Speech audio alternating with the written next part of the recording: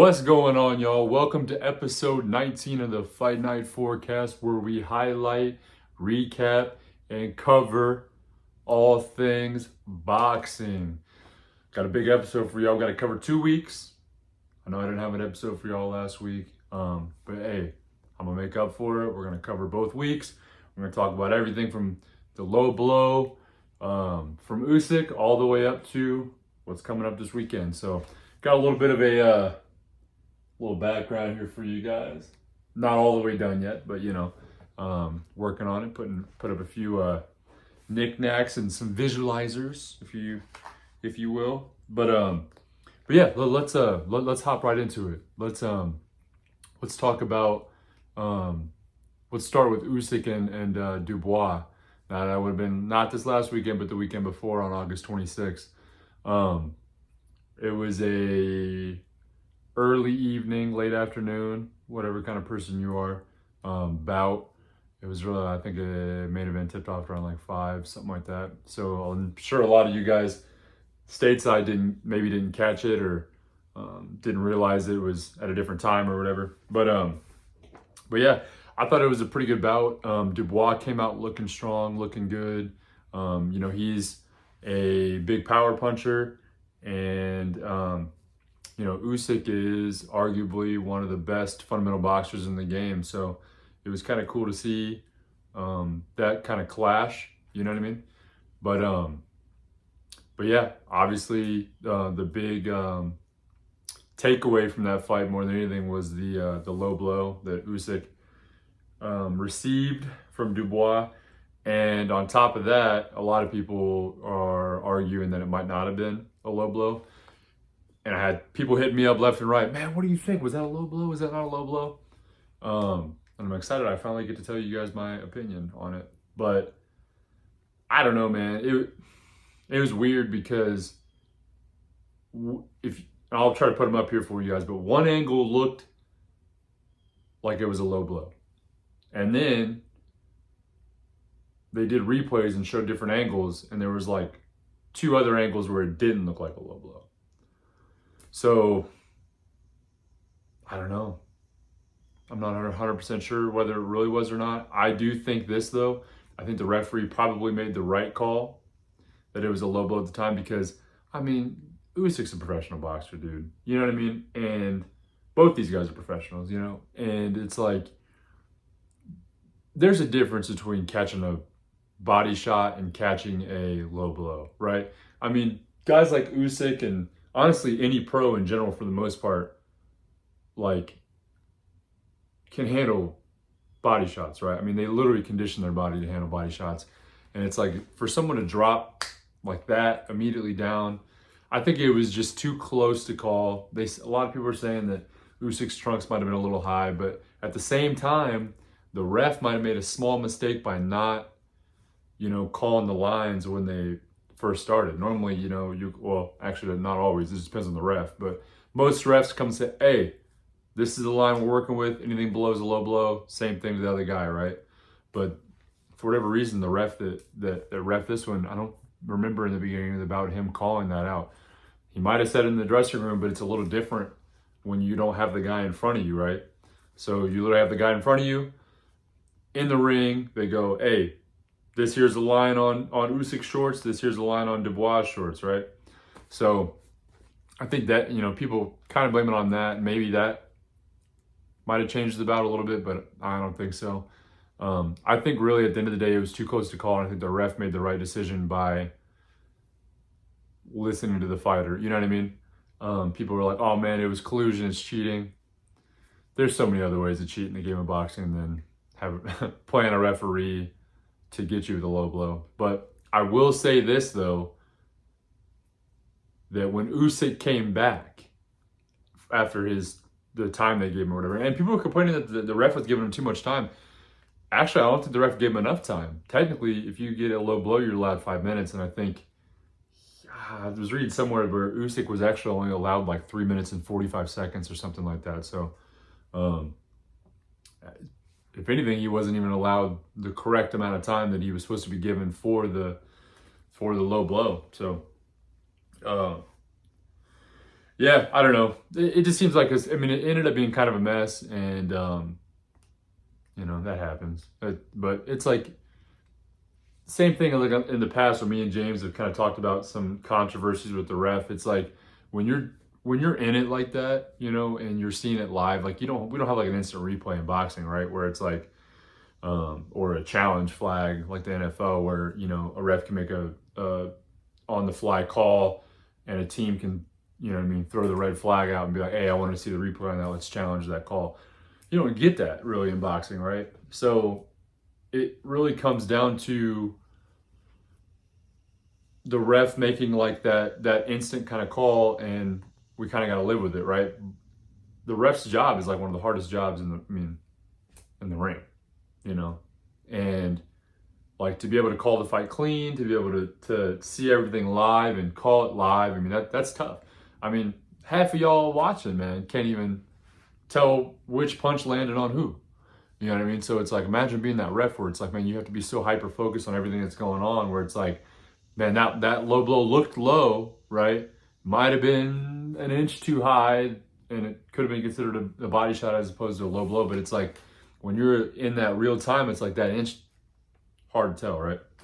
But I will say, though, that Dubois had a chance to come back after the break, and he did for a minute, right? He had Usyk hurt. He had him wobbled because Usyk was kind of thrown off. His rhythm was off. It was almost like Usyk had to do round one all over again in his head, right?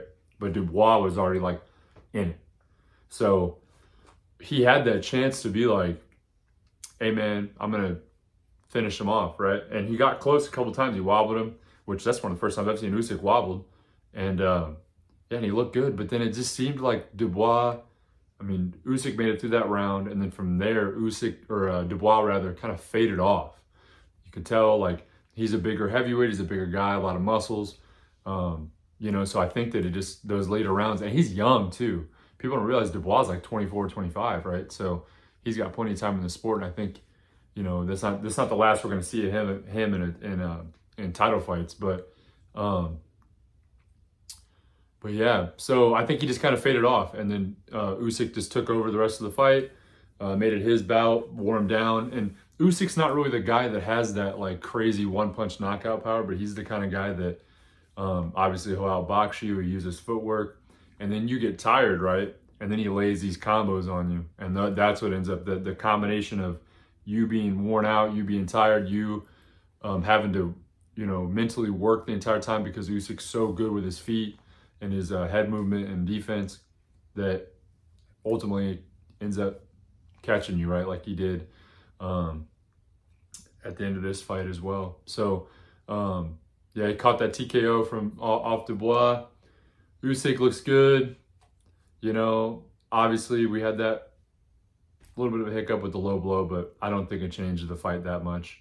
But yeah, so if anything, it changed the fight in the direction of Usyk having a hindrance a little bit, though, coming back off that break, right? I mean, we've all been hit probably in the nuts at some point in our life, right? Like we know that like even after 5 minutes, right, you're not the same for a little bit. Your stomach's still kind of feeling weird, you know. So it is what it is. So nonetheless, Usyk won.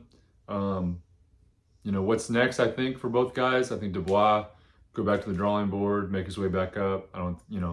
I think he looked good. He showed out. He looked like he belonged. He belonged there, right? You know, had incredible body work. And yeah, so yeah, he definitely belonged. I want to see him back. Usyk, really, I mean, at this point, it's like we could see him fight another top 5 heavyweight, but I'd rather just see him fight Fury, which they're talking about possibly in early next year. They're talking about putting Usyk and Fury, and then Wilder, Joshua on the same card, possibly in like, I don't know, I can't remember, like January or December or January or something like that they're hoping for. But they always talk a big talk, but we'll see what they end up, you know, rolling with. But yeah, so later that night, let's keep it rolling. We got a lot to cover. Later that night, we had Jared Anderson. He fought Rudenko, and Anderson just kind of showed out. Stopped him in the 5th round. So yeah, 5th round TKO. Rudenko didn't look bad. He just looked a little, outclassed.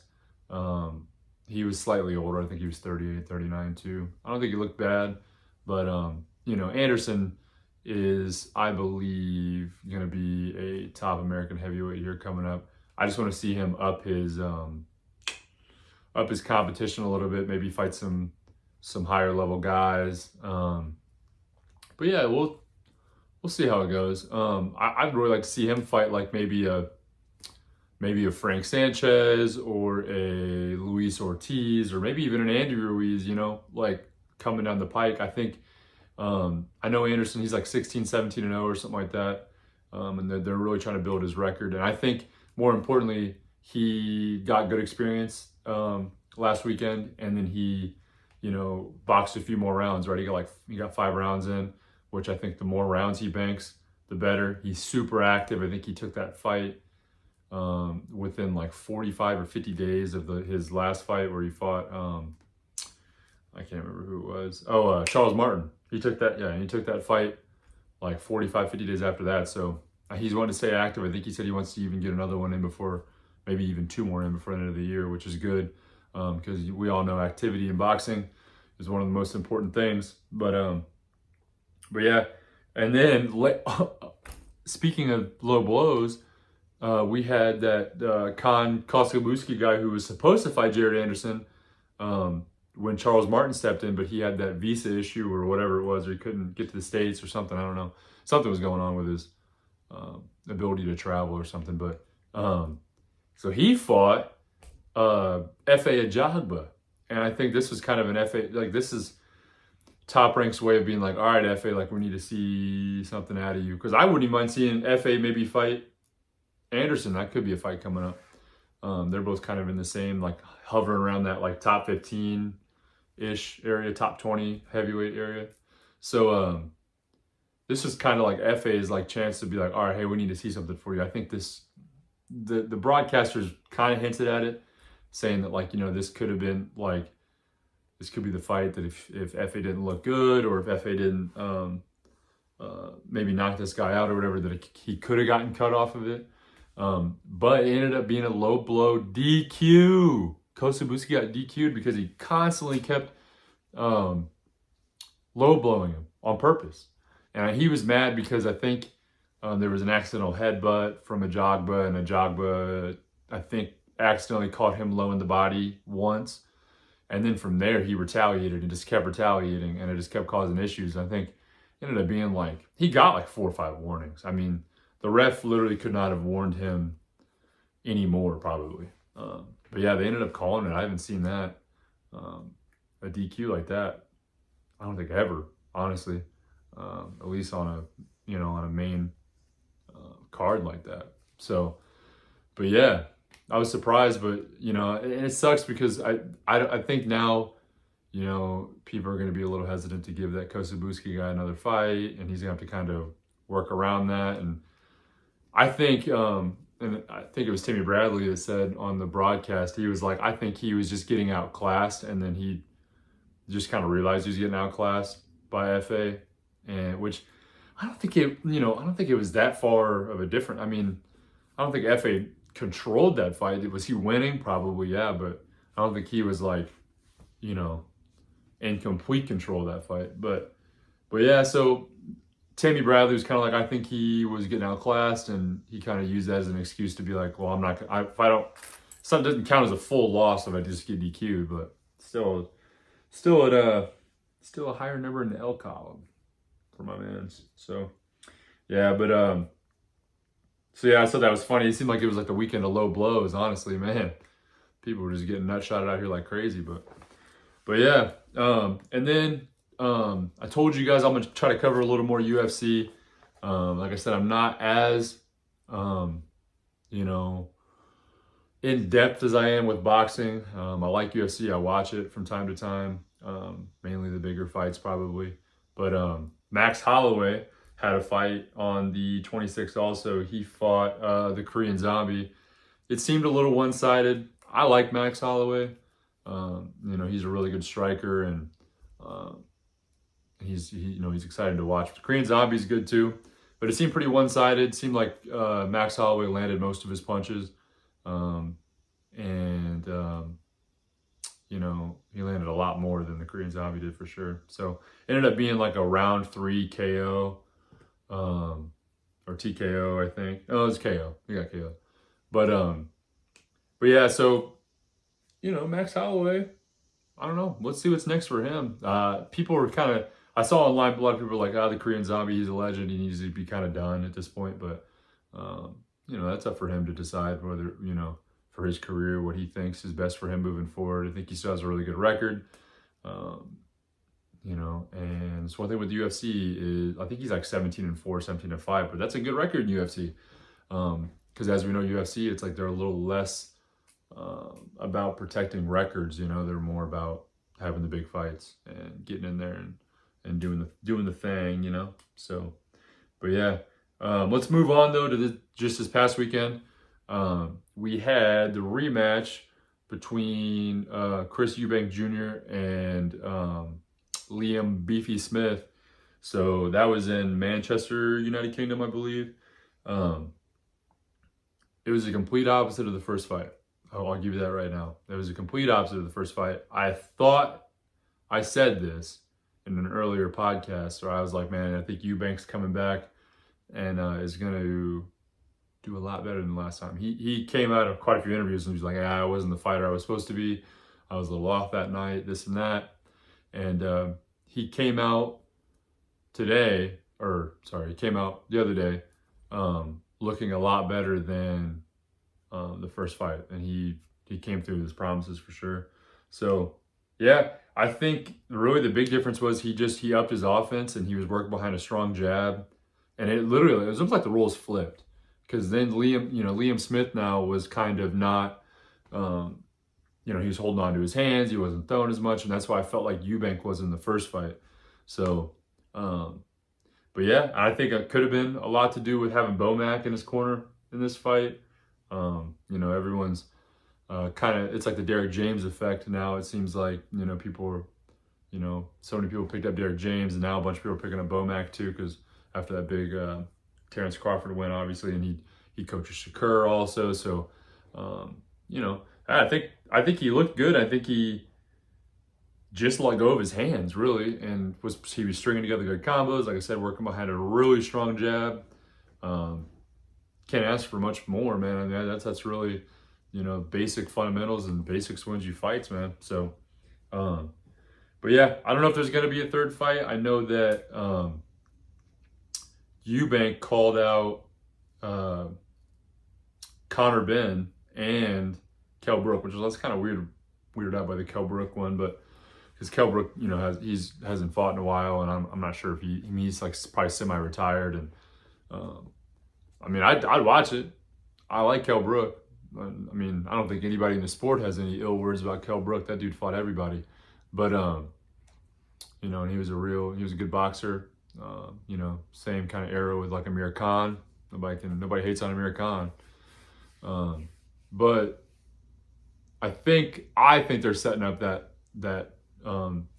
Ben fight. It'll be the continued saga with the two dads. Nigel Benn fought Chris Eubank Sr. I think Eubank knocked Ben out the first fight, and then the second fight was a draw or something back in the 90s. I think the first fight was in 1990. The second one was in like 93. But yeah, so I think they're wanting to set that up. It's going to be a big fight. Of course, Conor Benn had that whole deal with they were supposed to fight already, but that Conor Benn had that whole deal with the PEDs and all that. So, he's got to get clear to that. And I think that, I don't know, man. I think that'll be a good bout, and it'd be cool to see it pass on to the next generation kind of thing. And of course, Ben's out there. He's like, I was completely unimpressed. He goes, I could have got Liam Smith out there with two broken legs faster than Eubank did in the fight. But that's a lot of rah-rah. I think it'll end up being a lot better bout than we think. It's just Conor Benn to me is just kind of, dude's a dog, man. Like he's got that extra gear, where he's just, I mean, it seems like every punch that dude throws, even his throwaway punches look hard. You know what I mean? He's got that pop. But then again, I mean, if he did technically pop hot for that steroid, you know, we've been dealing with a lot of that lately. So that might have played a factor into it. You know what I mean? You know, if he's off, he might look a little different. Who knows how many of those fights we've seen at Conor Ben, where he might have been on some sort of performance-enhancing drug, and that might have been the reason why he. Because in my mind, I see him in the ring, and I'm like, dude, this dude never gets tired, bro. Every punch he throws is just you know. And I'm like, dang, he just never slows down. But that might have been why. But not hating by any means, but be interesting to see if he's truly off the PEDs now to see what he looks like, you know. So let's keep it rolling. Let's move right into you know, speaking of Bomac, he got arrested in the Manchester airport for weapons, having a gun. And obviously we do know that the UK has a lot stricter gun laws than the United States. So that makes sense why he probably got in with it, because, you know, in the US, I believe, at least in most states, you're allowed to travel with a weapon as long as it's in a check bag or something, I believe, and in a case and all that stuff. Hey, I don't know the full laws, so don't hit me if that's wrong, but I'm pretty sure that's what's going on. But in the UK, that's a no-go. And again, I'm not sure. I'm not crazy keen on UK laws, but he's obviously arrested for a reason. So, yeah, so they I think he had a hearing on Monday or something, initial hearing, but he got put into custody. And I think, I thought I was reading something about he's not set for trial till like October 9th or something like that. So I'm like, I don't know if they're going to keep him in custody that entire time. If that's the case, free Bomac, baby. We need him back out here because we need to, you know, back in the States and get him back working with Terrence Crawford. Because another announcement on the announcements segment, we have a reactivated rematch clause between Spence and Crawford, and they're, I believe, obviously we're in mad early talks. It's going to be possibly a 154 for none of the belts, and I'm going to keep it a stack with y'all. I'm going to keep it 100. That's what I always do with you guys. I think Spence has a better chance at 154. You know, I don't think it's going to be the exact same circumstance that we saw last time. I get it. Crawford is just that, you know, he's very talented. He's that dude, but I think we see a better Errol Spence at 154. I'm calling it now. We'll see. He could totally go in there and get mollywopped again. I don't know. But Spence is my dude, man. I'm gonna roll with him in defeat. I really do think that if he says, hey, I think I'll do better at 154, I am inclined to believe him. So, yeah. So I'm with it, man. I'm excited to see it. But yeah, we need to get Bomac back so they can get training and get working on that. So I don't know. I'll keep you guys updated more on that as I hear more. But yeah, hopefully they can get that situation resolved and you know, with minimal time away from the game for him and all that. So yeah. Also on that, I meant to mention also on that Eubank card, we had Michaela Mayer. I'm a big fan of her in the women's division. She beat Sylvia Bortat, and yeah, she did a really good job. Boxed a great bout, you know, and I think she moved up in weights. This was her super lightweight debut, and I think her plan is to fight at welterweight the IBF champion there, Natasha Jonas. And that's going to be a good bout. Everyone is pretty hyped on that. I think that she's working her way up to that. And, you know, Michaela Mayer, you know, she's an Olympian, strong boxer. I think that more than anything, she's just looking for the biggest fights available. She says it all the time in her press conferences. Hey, I'm just looking for the best fight available in any division. And so, so she's been moving up. And now she, you know, she just hit super lightweight, and now she's wanting to go to welterweight and fight Natasha Jonas. So not mad at her for that at all. So Moving forward, though, let's talk about this upcoming weekend. There's a big, seems like a big prospect card on ESPN Plus Friday night, September 8th.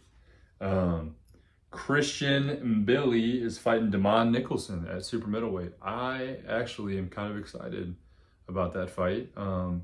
Super middleweight division is pretty stacked, man, and these two guys are kind of up and coming prospects in it.